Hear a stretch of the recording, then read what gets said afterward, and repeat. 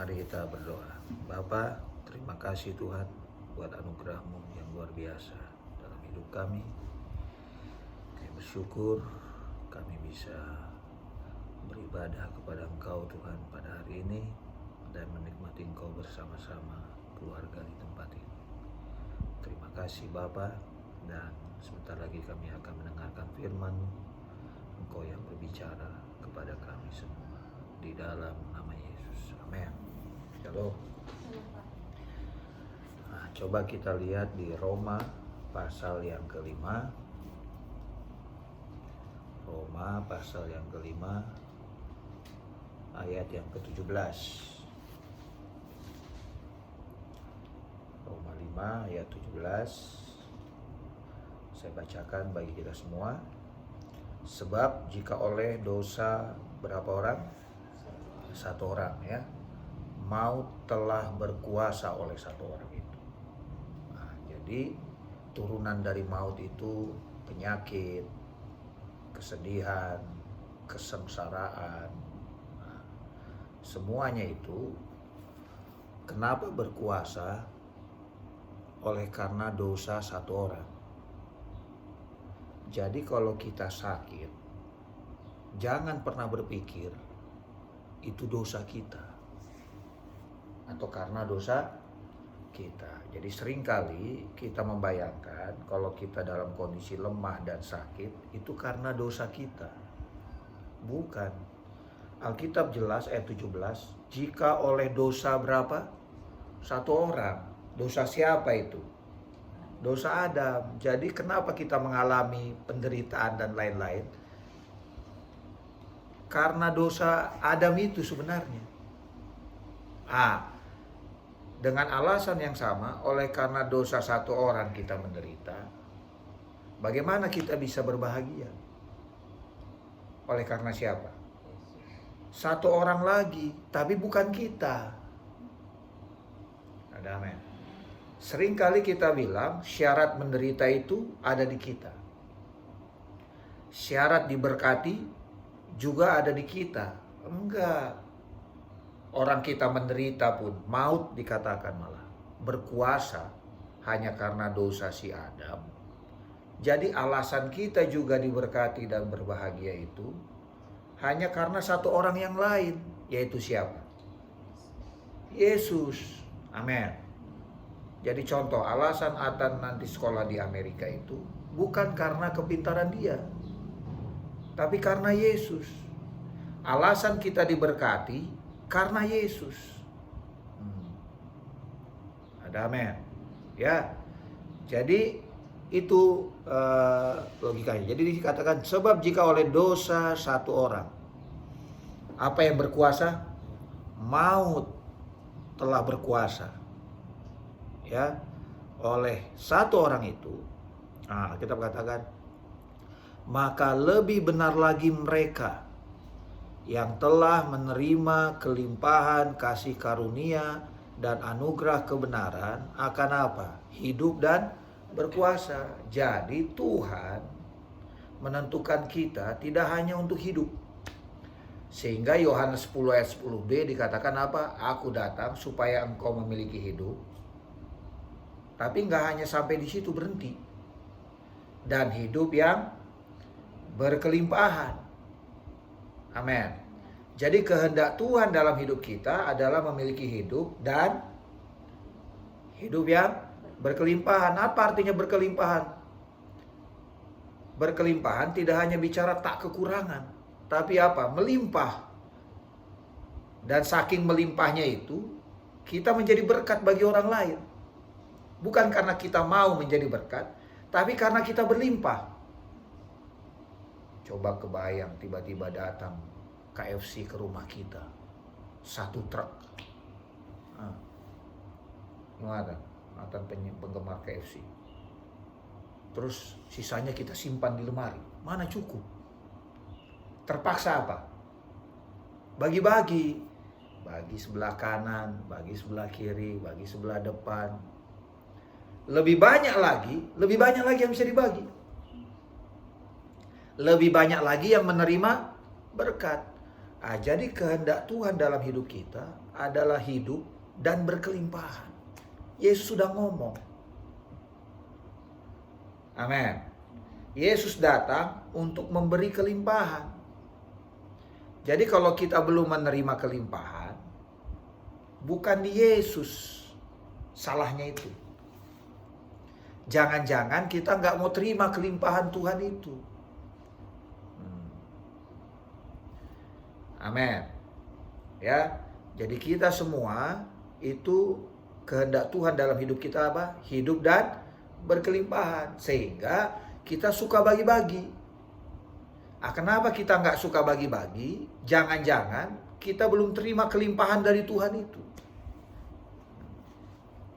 Sepanjang kita terima kelimpahan daripada Tuhan, pasti kerjaan kita adalah memberi. Amin. Ya. Sehingga kemudian yang kedua di Roma 5 ayat 17, kehendak Tuhan dalam hidup kita adalah apa? Hidup dan berkuasa. Saya cek bahasa aslinya berkuasa itu. Dikatakan apa? Hidup seperti raja. Baru saya ngerti. 1 Petrus 2 ayat 9 dikatakan apa? Kita adalah apa? Imamat yang rajani. Wah. Jadi kalau kita belum hidup dalam tanda kutip seperti raja itu, bukan salahnya di Yesus. Amin. Kita belum terima kelimpahan kasih karunia dan anugerah kebenaran itu. Tahu kenapa disebut anugerah? Karena bukan kita yang melakukannya. Itu dianugerahkan. Apa artinya? Diberikan cuma-cuma. Kebenaran aja Tuhan sudah berikan kepada kita cuma-cuma. Dan juga apa? Kelimpahan kasih karunia. Tahu kan kasih karunia? Di Roma pasal yang ke-8. Nah ini ya. Ayat yang ke-32. Nah ini coba kita lihat. Ia yang tidak menyayangkan anaknya sendiri. Saya pernah kasih ilustrasi ini kemarin. Tetapi yang menyerahkannya bagi kita semua, bagaimanakah mungkin ia tidak mengaruniakan segala sesuatu kepada kita bersama-sama dengan Dia. Inilah artinya kelimpahan kasih karunia. Baru saya ngerti. Amin. Jadi waktu kita menerima kelimpahan kasih karunia, berarti kan? Itu bicara masalah berkat dalam hidup kita. Kan makanya di ayat 32 dikatakan apa? Tetapi yang menyerahkannya bagi kita semua. Bagaimanakah mungkin ia tidak mengaruniakan apa? Segala sesuatu. Apa itu segala sesuatu? Semua. Amin. Namanya butuh kesembuhan. Terima kelimpahan kesembuhan itu. Ya. Atan butuh apa? Saya nggak tahu butuh apa dia itu. Apapun itu saudara, kebutuhan saudara, terima itu dengan cuma-cuma. Amin. Kami pengen pindah ke Bali. Kami omongkan aja terus. Terus syaratnya apa? Tidak ada syarat. Jadi kami bilang, kalau memang Tuhan tentukan kami ke Bali, sediakan rumah, pelayanan, mobil, dan lain-lain. Terima kelimpahan itu. Amin. Ya. Menerima kelimpahan, kemudian itu bicara berkat. Kemudian apa? Anugerah kebenaran. Apa arti anugerah kebenaran? Karena seringkali, kenapa kita butuh anugerah kebenaran? Karena seringkali dalam hidup kita banyak berbuat salah. Baik dalam pikiran, baik dalam apa? Tindakan, apa yang kita dengar, apa yang kita lihat. Amin. Sehingga tiap saat dalam hidup kita butuh anugerah kebenaran ini. Orang yang menyadari kesalahannya, dia tahu dia butuh kasih karunia Tuhan atau anugerah kebenaran itu. Amin. Ya. Jadi saya harap kita ngerti di sini Jadi yang perlu kita lakukan hanya ada dua hal. Menerima apa? Kelimpahan kasih karunia. Contoh kita doa untuk rumah. Nah, gimana doanya? Ya kita terimalah. Tuhan, aku terima rumah itu Tuhan. Amin.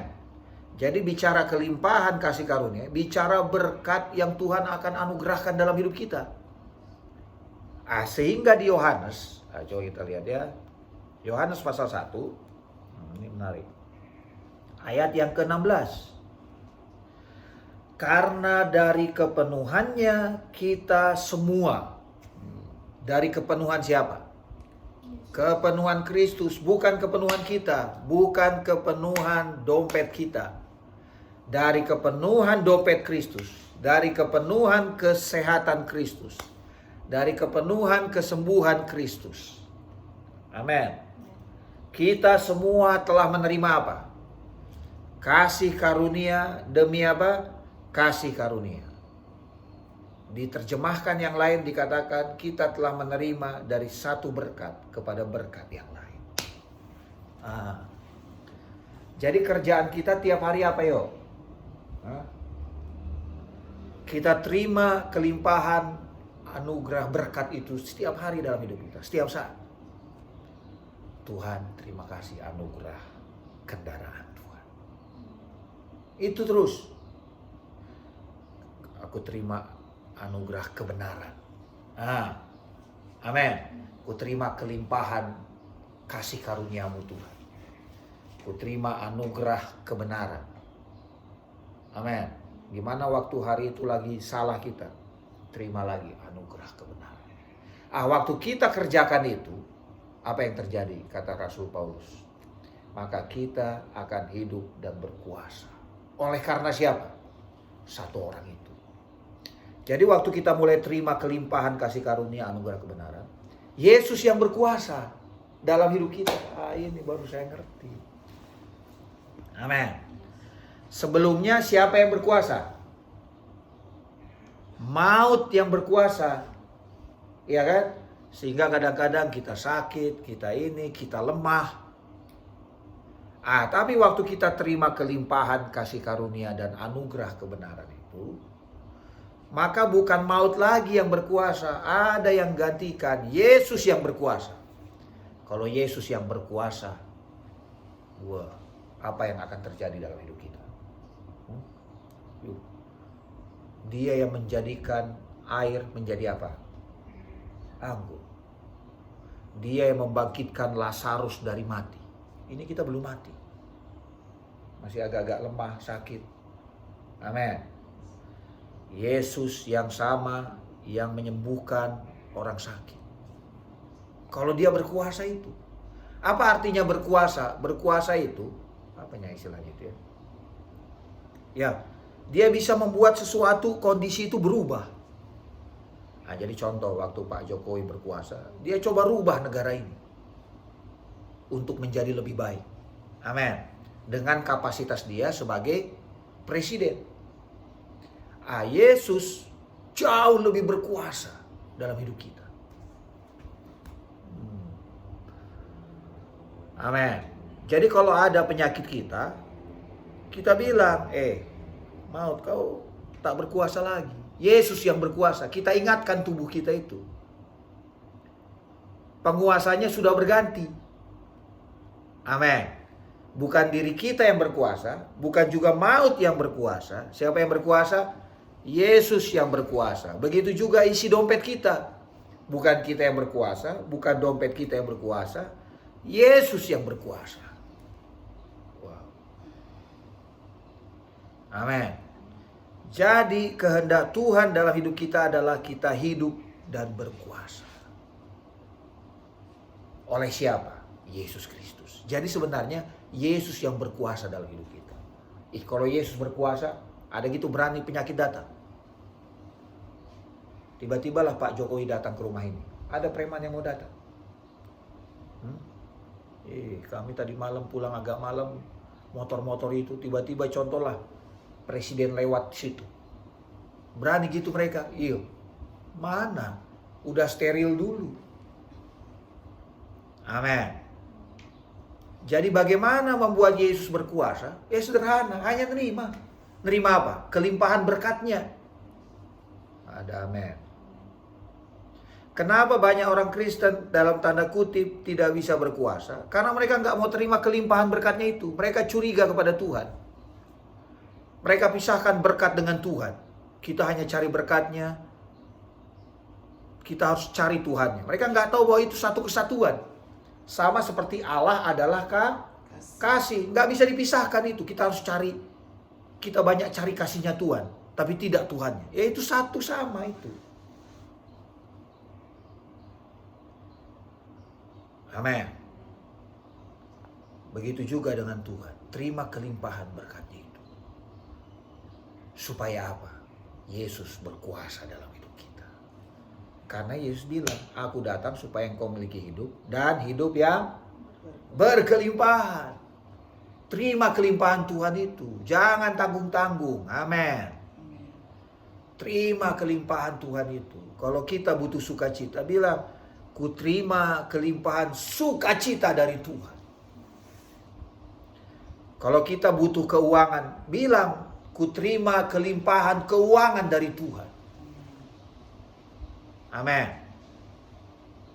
Saya nggak tahu apa yang kita butuhkan. Tapi apapun itu, terima kelimpahan dari Tuhan untuk kebutuhan itu. Atau untuk keinginan saudara itu. Amin. Terus yang kedua, gimana kalau saya salah? Terima yang kedua, anugerah kebenaran. Itu. Kenapa butuh dianugerahkan? Karena pada dasarnya tidak ada seorang pun yang benar. Amin. Tak seorang pun benar. Makanya kita butuh anugerah. Anugerah itu diberikan cuma-cuma. Jadi waktu saudara salah, bilang ku terima anugerah kebenaran Tuhan. Amin. Tiba-tiba ada yang curi Indomie. Terima anugerah kebenaran. Setelah itu gak akan nyuri Indomie lagi. Amin. Salah memutuskan. Ku terima anugerah kebenaran. Salah melakukan ini. Terima anugerah kebenaran. Kapan itu kita terima? Setiap saat dalam hidup kita. Begitu kalian merasa salah, terima anugerah itu. Begitu kalian merasa kurang, terima kelimpahan kasih karunia itu. Terima kelimpahan berkat itu. Ada haleluya. Amin. Sehingga Yesus berkuasa dalam hidup kita. Sehingga identitas kita tidak ditentukan oleh kita. Ya, selanjutnya balik lagi ke Roma. Ya, saya nggak akan lama-lama ini kan. Roma pasal 5.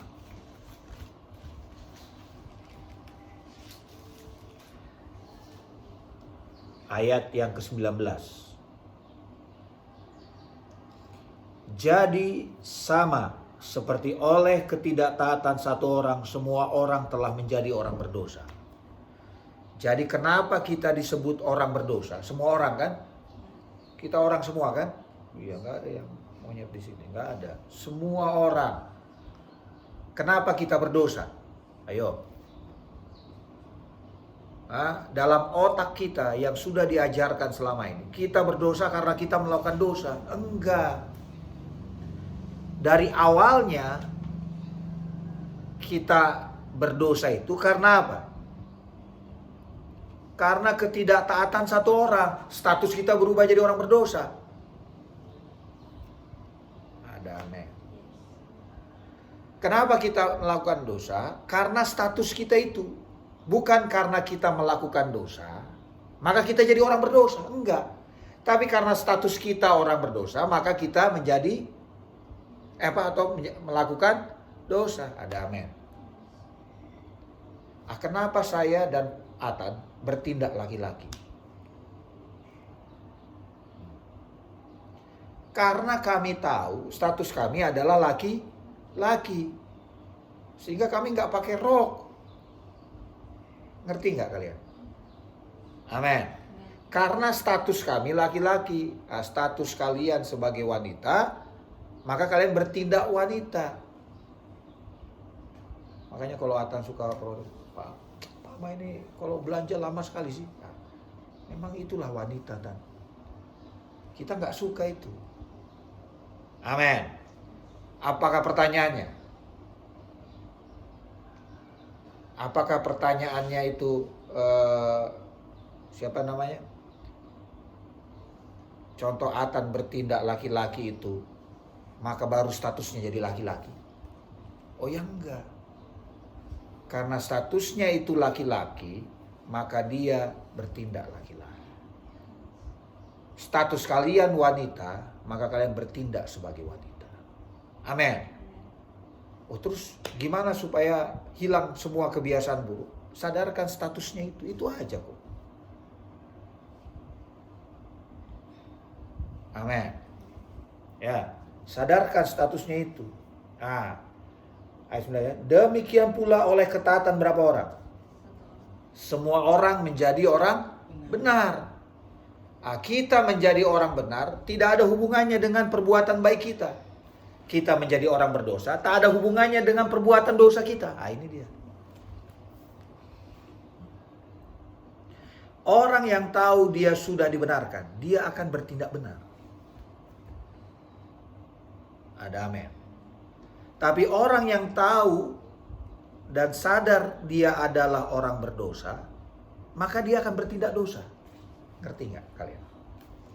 Waktu kita sadar kita laki-laki, kami laki-laki, kami akan bertindak pasti laki-laki. Kerjanya pengen berantem terus, ya kan? Lihat lagi mobil itu, ini.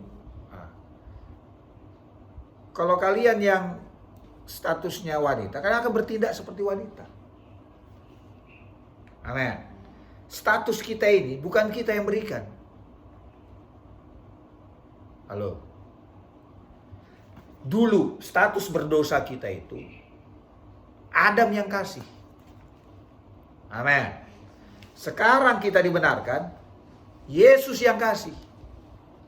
Karena di sini dikatakan oleh ketaatan satu orang, yaitu Yesus, semua orang, bilang semua orang, menjadi apa? Orang benar. Pertanyaannya, makanya kita perlu diingatkan terus bahwa kita sudah dibenarkan. Makanya Paulus katakan di ayat sebelumnya, dikatakan apa? Menerima anugerah kebenaran. Kapan itu kita bisa kerjakan? Setiap saat dalam hidup kita. Halo, amin. Katakan, aku sudah dibenarkan.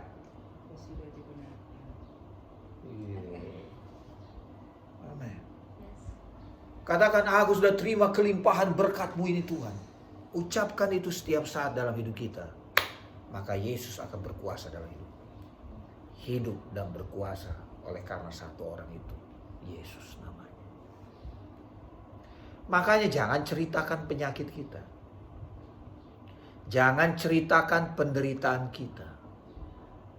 Jangan ceritakan kekurangan kita. Amin. Ceritakan kelimpahan yang Tuhan anugerahkan dalam hidup kita. Ceritakan mengenai anugerah kebenaran yang Tuhan sudah berikan dalam hidup kita. Ada amin. Saudara dengar khotbah ini. Saudara akan bebas dari rasa bersalah itu. Salahnya Tuhan sudah tanggung. Masalahnya masih ada rasa. Nah, ini yang berbahaya. Iya kan? Cintanya sudah berakhir, masih ada rasa. Ini berbahaya. Udah nggak jadian lagi kan, cintanya sudah berakhir. Tapi rasanya masih ada. Rasa ini yang bisa buat nggak bisa tidur. Amin. Salahnya sudah dibayar. Jangan rasa-rasain lagi. Gimana kalau saya bertindak salah? Terima anugerah kebenaran. Gimana kalau aku kekurangan? Terima anugerah, terima kelimpahan berkat itu. Maka kita akan hidup dan berkuasa. Amin. Jadi status kita bukan kita lagi yang berikan. Status kita dibenarkan Tuhan yang berikan. Sehingga Paulus katakan, aku lebih daripada pemenang oleh Dia yang telah mengasihi. mengasihi kita. Amin. Mari kita berdoa. Bapa, terima kasih Tuhan buat anugerah-Mu, buat berkat-Mu, buat kelimpahan berkat-Mu Tuhan dalam hidup kami, dan buat anugerah kebenaran dalam hidup kami. Biarlah kami selalu menerima itu setiap saat dalam hidup kami, sehingga kami bisa hidup dan berkuasa atas segala penyakit kami, atas segala kekurangan kami, atas segala penderitaan kami. Kami tahu Engkau yang berkuasa dalam hidup kami.